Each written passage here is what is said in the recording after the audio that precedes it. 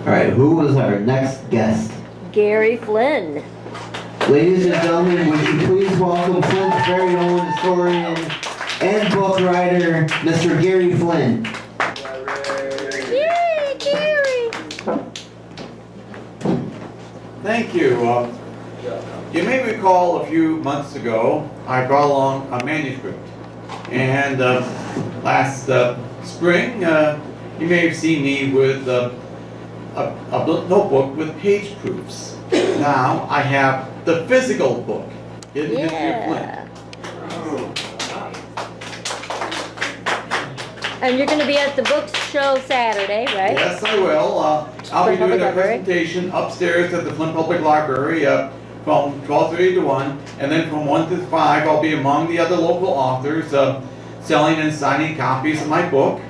And this is the third book signing I've done this month. The first book signing was the book release party at Totem Books, and that went very, very well. Channel 12 covered it. That marked the completion of the trifecta of local TV media coverage. Earlier, I was on Channel 5 on the morning news to promote the book, and then on the morning that the book came out, July 3rd, I was on Channel 25 early in the morning doing 2 segments. All 3 TV interviews are online. You can see them on YouTube, and Channel 12 did their own video upload on their website. Oh, good. Cool. And also, there's one more scheduled book signing. It'll be August 5th, Saturday, August 5th, at Barnes & Noble, which has both my books, as do Totem Books. And you can also get my books at the usual online sources like Barnes & Noble and Amazon, places like that. And I also brought copies. I have a box of books that I brought with me just in case. And the cover price of Hidden History of Flint is $21.99. Oh, $21.99! So, if any of you have 22 bucks in your pocket and would like to pick up my book, yes you can.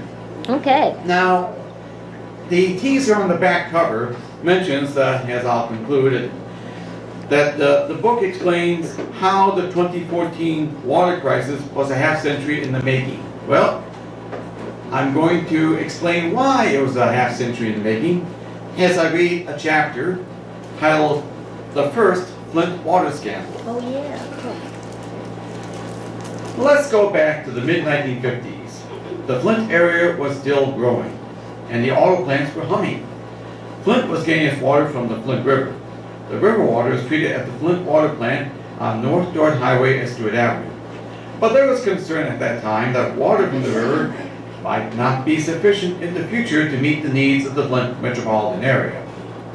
On December 13, 1955, the Boston-based firm Metcalf and Eddy Engineers released a brief titled Report to City Manager, City of Flint, Michigan, upon adequacy of existing water supply.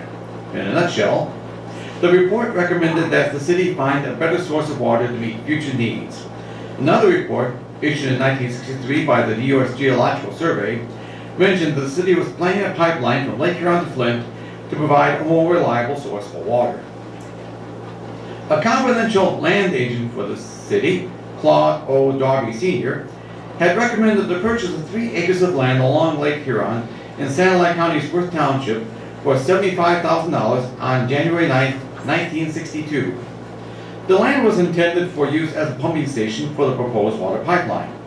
A scandal broke when it was revealed that 3 months earlier, Darby, through his private real estate company, had purchased the same property from businessman Samuel Katzman, who owned local construction supplier Katzman Atlas Building Company and Katzman Realty for $42,000 on October 2, 1961, through a Port Huron real estate agent. The transaction occurred before Darby became the city's land agent on October 25th. The city later accepted $33,000 from Darby, plus his agent's fee of $1,650 after the irregularity was revealed the previous year. Darby also surrendered his real estate broker's license and resigned as president of the Darby & Son real estate firm.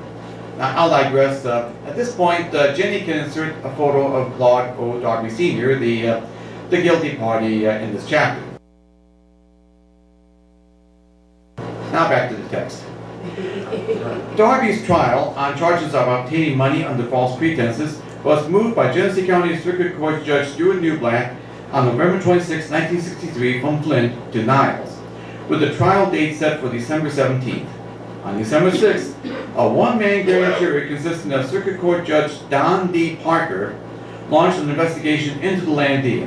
On that day, Parker granted Darby immunity from prosecution in exchange for testimony against Katzman.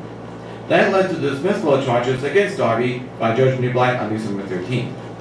On December 31st, 1963, Katzman was indicted on charges of obtaining $33,000 under false pretenses from the city of Flint. The chronology of events revealed that day showed that on January 5th, 1962, Darby notified then city manager Robert A. Carter, who was also charged, in a letter that Darby received an option on the real estate along Lake Huron, of which Katzman allegedly had knowledge. On October 2nd, Darby, at the request of Katzman, purchased the property in the name of Philip T. Smith, quote, for the ownership, benefit, and gain, unquote, of Katzman. With the trial for Katzman and former city manager Carter set for December, on April 22, 1964, the Flint City Commission voted to scrap plans for the water line from Port Huron to Flint and instead join the Detroit water system. The vote was 7-2. Katzman and Carter's trial would be heard by visiting Port Huron Circuit Judge Edward D. Kane, who rejected a change in venue motion to move the trial to Port Huron. While Katzman waived his right to a trial by jury, a jury was chosen for charter. The trial began on December 3rd, and the state read its case on December 10th. On December 11th, Judge Kane dismissed the case, clearing Katzman and Carter of charges, declaring that the entire conspiracy matter was the result of greed on the part of Darby and George's career as a real estate agent. On December 15, 1967, Detroit water began flowing into Flint. Detroit had built a pipeline from Troy to Imlay City and another pipeline from Imlay City to Flint. Detroit had already made plans for a pipeline from Lake Huron to Imlay City. In 1974, Detroit's Lake Huron water treatment plant became operational. In 1976, the Michigan Department of Public Health determined that Flint's water supply was unreliable, as there was no backup source of water. So it pressed the city and the Detroit Water and Sewerage Department to develop a backup source. Detroit proposed a new line along I-75 to provide one in 1981, but it was never built due to funding and line size disputes. In 1990, Flint made improvements to its water treatment plant to provide a backup source. As the years passed by, rate increases by Detroit had made Flint water unusually expensive. For decades, officials had complained of high costs for the water and a price formula that penalizes this area because of its distance from Detroit and its elevation. While Genesee County was paying $8 million for Detroit water in 2001, it was paying $33 million for the same amount of water 14 years later. Another factor was a power outage in 2003 that affected the Detroit water system and led to water supply problems farther up the pipeline. That led to plans for a rival water pipeline from Lake Huron to commence in 2007 and the formation of the Karagandhi Water Authority, or KWA, consisting of the cities of the City of Flint, Genesee County, the City of Lapeer County, and Sanilac County in 2010. The KWA proposed building a pipeline from Lake Huron to Flint, with participating local governments along the route sharing the cost. Unlike the Detroit pipeline, which provides treated water, the KWA would provide untreated water that would then be treated by the local water departments. The pipeline route closely follows the planned route of the scrapped 1960s pipeline. Unlike the scrap pipeline, the new pipeline will follow existing public right-of-ways and easements, keeping the purchase of required real estate to an absolute minimum. The water intake location in Sanilac County Stewart Township, the same area where the 1960s Scandal Lake land was located, was already acquired in 2002 by the Genesee County Board of Commissioners in a public auction of land sold by Detroit Edison. To aid in the construction of the pipeline, which began in 2013, American Spiral Well built a pipeline factory to provide pipes for the new water line in 2014 on a portion of the old Buick City factory complex site. While the pipeline itself was completed in 2016, the new Genesee County Water and Waste Services water treatment plant at the corner of Marathon and Stanley Roads in Lapeer County's Oregon Township was still under construction in 2016. Upon completion, Genesee County customers will receive water from the KWA pipeline as soon as late 2017. Flint's customers would utilize the existing water treatment plant upon completion, but in early 2017, it was determined that the water plant would not be ready to treat KWA water until 2019. So there was speculation that Flint could buy water from the new Genesee County water treatment plant in the meantime.